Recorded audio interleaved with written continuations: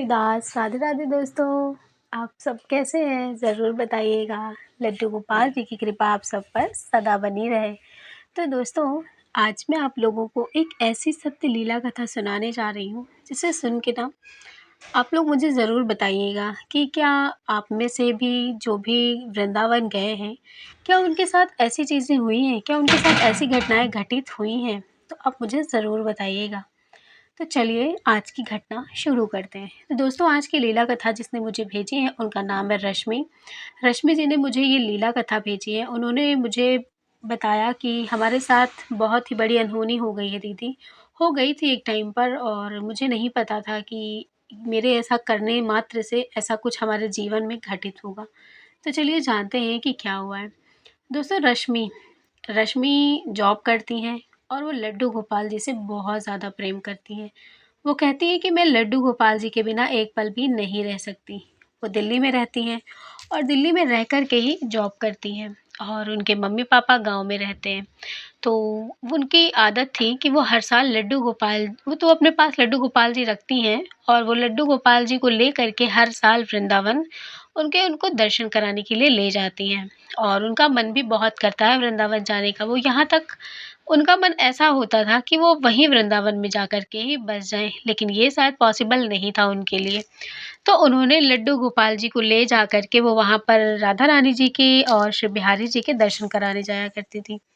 तो एक बार की बात है, उन्होंने बताया कि दीदी एक बार मैं हमारी सारी फैमिली हमारे मम्मी, हमारे पापा और मेरी बहन, मेरी बड़ी बहन और मेरा भाई, हम सब लोग ने डिसाइड किया कि हम लोग वृंदावन जाएँगे ठाकुर जी के दर्शन करने के लिए, बांके बिहारी जी के दर्शन करने के लिए। तो मेरी मम्मी वो कहती हैं रश्मि कि मेरी मम्मी हमेशा शुरू से ही मुझे कहती हैं कि मुझे भी ले चलो, लेकिन कभी-कभी ऐसा होता है ना कि हम चाहते हुए भी नहीं ले जा सकते और वैसा ही हमारी मम्मी के साथ होता था। मैं तो हर साल जाती थी, लेकिन रश्मि कहती हैं कि मेरी मम्मी आज तक कभी वृंदावन नहीं गई थी, लेकिन उन्होंने कहा कि अगर इस बार मुझे बिहारी जी नहीं बुलाएँगे ना, तो मैं फिर कभी अपने जीते जी मुझे नहीं लगता कि मैं फिर वृंदावन जा पाऊँगी अगर मैं इस बार नहीं गई तो। रश्मि कहती हैं कि मैंने अपनी मम्मी से कहा कि बिहारी जी बुलाते नहीं हैं, अगर हम खुद नहीं जाएँगे तो बिहारी जी हमें बुलाएँगे कैसे? तो इसलिए हमें खुद भी जाना पड़ता है। तो उन्होंने उनको दिल्ली बुलाया और दिल्ली से ज़्यादा दूर है नहीं। उन्होंने कहा कि हम लोग बाई बस मथुरा के लिए निकल गए। तो जब वो वहाँ पर मथुरा पहुँचती हैं, वहाँ पर दर्शन करती हैं, उसके बाद वो बांके बिहारी जी के दर्शन करती हैं, राधा वल्लभ जी के दर्शन करती हैं, बरसाना जाती हैं, मतलब हर जगह घुमाती हैं अपनी मम्मी और पापा को। वो सारी जगह घुमा कर के उसकी मम्मी का ना मन बहुत ज़्यादा खुश हो जाता है। उनकी मम्मी का मन करता है ना कि वो यहीं पर रह जाएँ। कहते हैं ना कि ब्रज की रज ही इंसान को वो सुकून दे देती है। तो बस वही चीज़ थी कि वृंदावन जाने के बाद ना उनको वो सुकून मिल गया। तो जो रश्मि थी, उनकी मम्मी पहली बार गई थी, तो उनकी मम्मी जो थी उनको नहीं पता था कि क्या यहाँ के कुछ जब निधि बन जाते हैं तो वहाँ के कुछ रूल होते हैं। तो उन्होंने कहा कि रश्मि ने कहा कि जब हम वृंदावन में पहले तो हम बांके बिहारी जी के दर्शन करें, उसके बाद जब हम निधि वन के लिए निकले, तो जब निधि वन के लिए हम जा रहे थे, तो वहाँ पर एक बोर्ड में साफ-साफ अक्षरों में लिखा हुआ था कि यहाँ से कोई चीज़ें बाहर नहीं ले जाइएगा वरना आपको कुछ हानि हो सकती है। तो उनकी मम्मी ने शायद इस चीज़ को बोर्ड को नोटिस करा या नहीं करा, ये चीज़ वो नहीं जानती और उनको नहीं पता था कि क्या था उसमें और वो जाती हैं अंदर, वो निधि वन के दर्शन करती हैं बाकायदा। बहुत ही अच्छे से उनके दर्शन होते हैं, वो हर पेड़ों को अब तो जा उन्होंने बताया कि जालियाँ लगी हुई हैं, तो थोड़ा-सा हम पेड़ को स्पर्श भी नहीं कर सकते। लेकिन किसी तरह से उनकी मम्मी ने वहाँ पर जो तुलसी जी का पेड़ होता है, किसी भी तरह से उन्होंने तुलसी की बहुत सारी पत्तियाँ तोड़ लीं, इकट्ठा कर ली उन्होंने और वो इकट्ठा करके उन्होंने अपने पास रख लिया। रखने के बाद वो वहाँ से चली जाती हैं। जाने के बाद दोस्तों वो वहाँ से चली जाती हैं और जाने के बाद वो फिर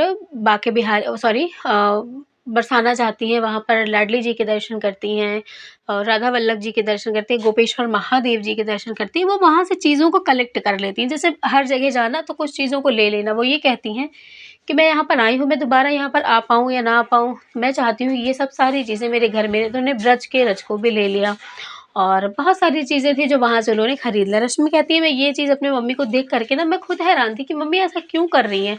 वो बार-बार ऐसी चीज़ें यहाँ से क्यों ले रही हैं? लेकिन फिर मुझे भी लगा कि मम्मी हैं, पहली बार आई हैं, उनको भी अच्छा लग रहा है, तो इसलिए मुझे लगा कि खरीद लेने दो जो भी ले रही है मम्मी कहीं से भी। तो मम्मी ने सारी चीज़ें ली। मम्मी जब गोवर्धन के पर्वत को जो है हम लोग परिक्रमा कर रहे थे, तो उन्होंने बताया कि मम्मी ने बहुत सारे वहाँ पे जो पत्थर वग़ैरह थे, वो भी मम्मी ने अपने बैग में रख लिए। उसके बाद वो सारे लोग घर दिल्ली आ गए। दिल्ली आने के बाद वो कहते हैं कि मेरी मम्मी का मन ना ऐसा लग रहा था कि मेरी मम्मी ना वृंदावन में ही छूट गई हूँ, मम्मी का मैं अपने सिर्फ़ शरीर लेकर आई हूँ। मेरी मम्मी बस वहीं वृंदावन की ही उनके जैसे लगता है कि मन में उनकी छाप छूट गई थी वृंदावन की, बस वो वृंदावन में ही जाना चाहती। वो मुझसे बातों-बातों में कहती, कि "हमें कुछ दिन वहाँ पर और रुकना था, हमें वहीं पर रहना था। तू ऐसा कर तू अपना एक फ्लैट ना वहीं पर ले ले, ताकि हम वहीं पर रह सकें।" रश्मि कहती है कि मम्मी ऐसा पॉसिबल नहीं है अभी, अभी तो नई-नई मेरी जॉब लगी हुई है और अभी तो मुझे बहुत ज़्यादा सक्सेस पानी है। अगर आपको ऐसा लगता है कि मैं वहाँ पर एक घर ले लूँ, तो मैं बिल्कुल वृंदावन में ही घर लूँगी और आपको वहीं पर रखूँगी। उसके बाद रश्मि कहती हैं कि मैं मतलब मेरी मम्मी गाँव जाने के लिए रेडी हो गई। तो वो जब गाँव जाने के लिए दोस्तों रेडी हुई मतलब जाने के लिए उन्होंने कपड़े वग़ैरह पैक कर लिए, उसके बाद फिर उन्होंने वो सारी चीज़ें ली अपने साथ जो उन्होंने वृंदावन से जो वो लेकर के आई थी। उसके बाद रश्मि कहती हैं कि मेरी मम्मी बाई बस घर जा रही थी, वो ट्रेन से नहीं जाती थी, सफ़र नहीं करती थी। तो जब वो वहाँ पर पहुँचती हैं बस अड्डे पर, तो वो जाती हैं, तो उसके बाद वो रश्मि को ये बात कहती हैं कि बेटा आप अपना ख़्याल रखना। रश्मि कहती है कि मैंने मम्मा से पूछा, "हाँ, मम्मा मैं ख़्याल रखूँगी, लेकिन आप ऐसा क्यों कह रही हो कि अब से तुम अपना खुद से ख़्याल रखना? ऐसा क्यों बोल रही हो?" उनकी मम्मी ने कहा, "नहीं बेटा बस ऐसे ही मुझे सब कुछ अच्छा लग रहा है आज। मैं तुम्हें बता नहीं सकती कि मुझे आज सब कुछ अच्छा लग रहा है। मुझे हर जगह श्री कृष्ण और श्री राधा रानी ही नज़र आ रही हैं। मैं तुम्हें बता नहीं सकती और मुझे ऐसा लग रहा है ना कि मैं जो अपने पास रख कर के वृंदावन से लेकर आई हूँ ना, शायद वो मेरे साथ चले आए हैं और मेरे पास मेरे बैग में वो बैठे हुए हैं। जब मैं अपना बैग बार-बार खोल रही हूँ ना, मुझे उन्हीं के ही साक्षात दर्शन हो रहे हैं।" ये बात सुनकर के रश्मि हँस पड़ती हैं, वो कहती हैं कि मम्मी ऐसा कैसे कह रही हो तुम? सच में बिहारी जी की तो बिल्कुल लीलाएँ तो हैं ही, ऐसा नहीं है कि वो लीला नहीं करते। शायद इस बार मेरी मम्मी के साथ उन्होंने लीला रची है और बहुत बड़ी लीला रची है इसलिए मेरी मम्मी ऐसी बातें कर रही हैं। तो उसके बाद वो इतना कह के रश्मि अपनी मम्मी से कहती है कि ठीक है मम्मी तुम घर पहुँचना तो मुझे फ़ोन करना। उनकी मम्मी भी वहाँ से हाँ बोल कर के चली जाती हैं। तो घर जाती हैं। रश्मि भी अपने फ्लैट में वापस आती हैं, वापस आने के बाद वो बातें करती हैं, अपने फ्रेंड से बात करती हैं, बताती हैं कि मैं वापस आ गई, मैं कल से फिर से ऑफ़िस आ रही हूँ। ये सब बातें होती हैं उनके आस-पास में। उसके बाद अचानक से उनका कॉल आता है, उनके फ़ोन में कॉल आता है, रात के करीब 12 बजे। जब 12 बजे कॉल आता है, तो ये कॉल जब वो रिसीव करती हैं, तो उधर से जो आवाज़ आती है ना, वो सुन कर के ना बिल्कुल रश्मि ना धम से ज़मीन पर बैठ जाती हैं और चीख पड़ती हैं ज़ोर से कि मम्मा! उनके मुँह से ये मम्मा चीख निकल जाती है। उसके बाद वो रोते हुए फ़ोन पे कहती हैं, "मेरी मम्मा कहाँ हैं? आप मेरी बात करवाइए, मेरी बात करवाइए।" लेकिन उधर से कॉल कट हो जाता है, उधर से फिर कोई कोई बात नहीं करता। उन्होंने कुछ एड्रेस बताया था, जो उनको याद नहीं था, उसके बाद वो फिर से कॉल करती हैं। फिर से वो कॉल करती हैं, उन्होंने बताया कि आपकी मम्मी यहाँ पर हैं, आप आ जाइए। तो वहाँ से वो तुरंत अपना बैग-वैग भी नहीं पैक करतीं, वो सिर्फ़ अपने मोबाइल लेती हैं, अपने एटीएम कार्ड को लेती हैं, बताया उन्होंने। तो मैं एटीएम कार्ड लेकर के रश्मि कहती हैं कि मैं तुरंत वहाँ से भाग गई। मैं भाग कर के बस अड्डे आई, बस अड्डे से मैंने बस ली और बस मेरी वहाँ जाकर रुकी जहाँ मेरी मम्मी का एक्सीडेंट हुआ था। और दोस्तों उन्होंने कहा रश्मि ने कि दीदी मेरी मम्मी का बहुत बड़ा एक्सीडेंट हुआ था। और जिस वक़्त मेरी मम्मी का एक्सीडेंट हुआ था ना, लोग कहते हैं कि आपकी मम्मी यहाँ पर एक बस स्टॉप था वहाँ पर रुकी थी और वो पानी की बॉटल लेने के लिए गई थी और पानी की बॉटल लेने के लिए वो सड़क पार कर रही थी, जो कि पानी की बॉटल यहीं पर ही मिल रही थी। लेकिन वो पानी की बॉटल यहाँ से नहीं ली, उन्होंने बोला कि मैं वहाँ से लेकर आती हूँ और जैसे ही वो गईं उन्होंने पहले तो वो अपने बैग को यहाँ पर रख कर गई थी। उसके बाद उनके पापा ने बताया कि उसने मुझसे मैंने कहा कि मैं लेकर आता हूँ, लेकिन उसने नहीं लिया। वो तुरंत जो है अपने जो उनके मतलब उनका बैग था ना, उनके पापा से बोली कि मेरा बैग मुझे दो, मेरे कान्हा और मेरे राधा जी इसी में हैं, मैं इनको छोड़ नहीं सकती, मुझे दे दो ये बैग। तो वो बैग लेकर के अब पानी की बॉटल के लिए जैसे सड़क पार करती है ना, दोस्तों उनके पापा ने बताया कि जब सड़क पार कर रही थी ना, तो वो जब सामने से ना कोई उन्होंने बताया कि एक मैजिक गाड़ी होती है ना, वो सामने से आ रही थी हमारे। तो वो नहीं समझ पाईं और वो उसी गाड़ी की तरफ देखकर मुस्कुरा रही थी और वो कह रही थी, "राधा कृष्णा, यहाँ आ गए तुम?" उनके आखिरी शब्द यही थे, बस। उसके बाद वो गाड़ी इनको टक्कर मार कर के चली गई और सर वहीं पे दर पे फट गया उनका और वो इस दुनिया में नहीं रहीं। ये बात सुन कर के रश्मि बहुत ज़्यादा चीख-चीख के चिल्ला-चिल्ला के रोने लगी कि मम्मी के साथ इतना बड़ा हादसा हो गया, क्यों हुआ? क्या हुआ? वो तो राधा रानी जी के दर्शन करने के लिए गई थीं।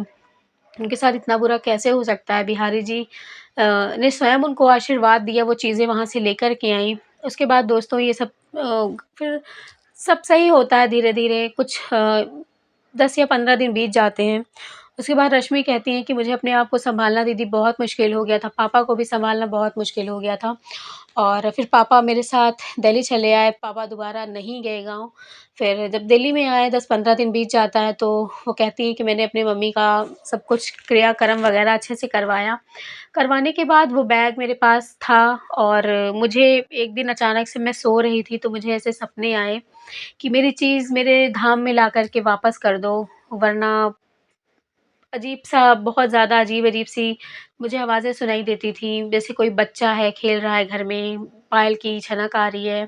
इस तरह की चीज़ें मुझे सुनाई देने लगी। जब मम्मी का पर्स जब मेरे घर में आया, तो जब मैं उस पर्स को खोल कर देखती तो उसमें वही तुलसी की पत्तियाँ, कुछ लकड़ियाँ, कुछ चीज़ें रच की रच, इस तरह की चीज़ें बहुत सारी थी उनके घर में। उन्होंने बताया कि उस बैग के अंदर थी। फिर जो है मैंने बैग को फिर मुझे कुछ समझ में नहीं आया। फिर मैंने एक पंडित जी से पूछा, तो जो पंडित जी थे उन्होंने बताया कि बेटा ये तो बहुत सारी बातें हैं, तथ्य हैं कि वृंदावन की चीज़ें वृंदावन से बाहर नहीं लाई जाती हैं। जो चीज़ वहीं की है, वहीं रख दिया जाता है।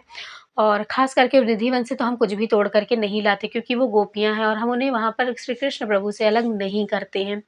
और शायद उन्होंने बताया, रश्मि ने कहा कि दीदी मैंने पंडित जी से जब ये पूछा तो मेरे पंडित जी ने ही कहा कि आप निधिवन जाइए और ये तुलसी की जो पत्तियाँ हैं ये आप उन्हीं गोपियों को दे दीजिए कि मुझसे गलती हो गई, मेरी माँ से गलती हुई।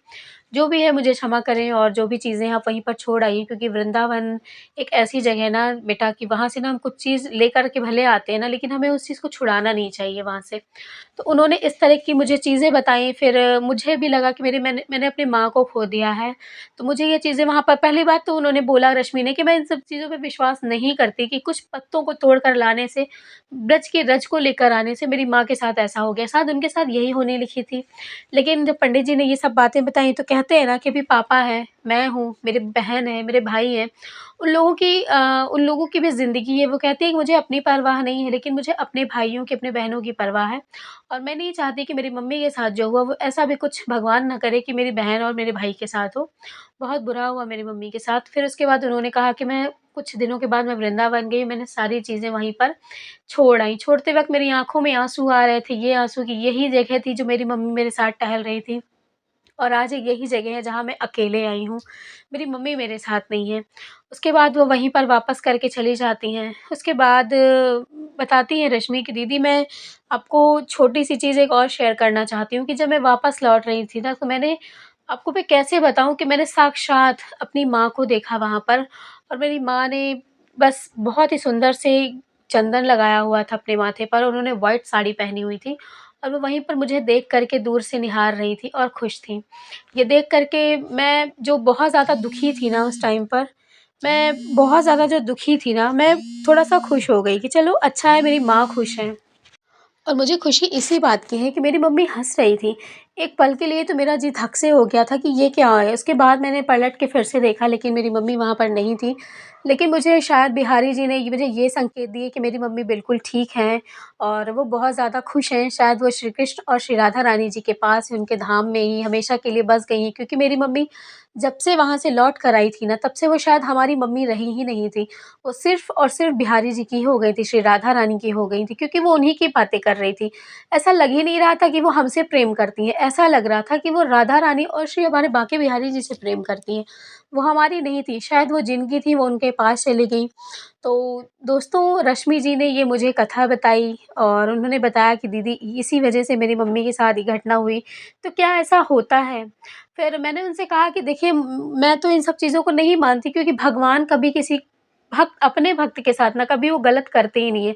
जो होता है ना वो परमात्मा ने पहले से ही लिखा होता है। हो सकता है आपकी मम्मी के साथ ये चीज़ें लिखी हुई हों कि ये चीज़ होंगी और आप ये सोचिए ये अच्छा हुआ कि उनको उन्होंने उसके अगली सुबह ना सॉरी उसके पिछली सुबह ना उन्होंने राधा रानी और श्री बिहारी जी के दर्शन किए, उसके बाद उनकी मृत्यु हुई। तो सोचिए साक्षात उन्हें भगवान मिले और वो भगवान में ही विलीन हो गईं। तो आप ऐसा कुछ मत सोचिए कि हम कुछ चीज़ें लेकर आते हैं या ऐसा कुछ होता है। तो मैंने उनको ये भी बताया कि मैं खुद जब हमारे यहाँ परिवार में जब वो लोग खुद वृंदावन गए थे, तो हमारे यहाँ की व्रज की रज़ आई थी, रिधिवन की मिट्टी वग़ैरह आई थी। तो आज भी हमारे घर में लोग जब कभी सर व दर्द वग़ैरह होता है ना, तो वो लगा लेते हैं, कहते हैं कि चमत्कार है इसमें। तो हमारे घर तो ऐसा कुछ भी नहीं हुआ। मैंने ये चीज़ रश्मि जी से बताया कि हमारे घर ऐसा कुछ भी नहीं हुआ और ऐसे कुछ होता भी नहीं है, ठीक है? तो आप इन सब चीज़ों को बिल्कुल भी ध्यान मत दीजिए। हम लड्डू गोपाल जी को तो वहीं से लेकर आते हैं ना, तो क्या लड्डू गोपाल जी हमारे घर आते हैं, तो क्या वो हमारे लिए कुछ अनिष्ट करते हैं? ऐसा नहीं है ना, तो ऐसा बिल्कुल भी नहीं है, मैंने उनसे कहा। तो दोस्तों आप लोग मुझे ज़रूर बताइएगा कि कौन-कौन वहाँ पर गया है सॉरी कौन-कौन वृंदावन जाता है, जो चीज़ें लेकर आता है? क्या कभी किसी के साथ ऐसी कोई घटनाएँ हुई हैं? मुझे ज़रूर शेयर करिए अगर आपके साथ कोई ऐसी घटना घटी हो। लेकिन जो हुआ, जो पंडित जी ने उनको बताया कि नहीं लेकर आते, तो ये सब चीज़ें मुझे नहीं पता और बाकी आगे आप लोग मुझे बताइएगा कि क्या सच ऐसा होता है या नहीं।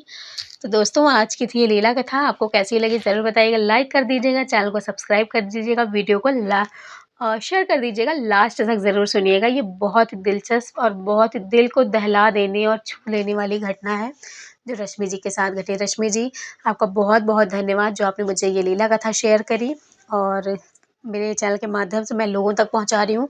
अगर आप सुन रही हैं तो आपका बहुत-बहुत धन्यवाद। चलिए मिलूँगी आप लोगों से लड्डू गोपाल जी की नई लीला कथा के साथ, तब तक के लिए राधे-राधे। जय श्री कृष्णा।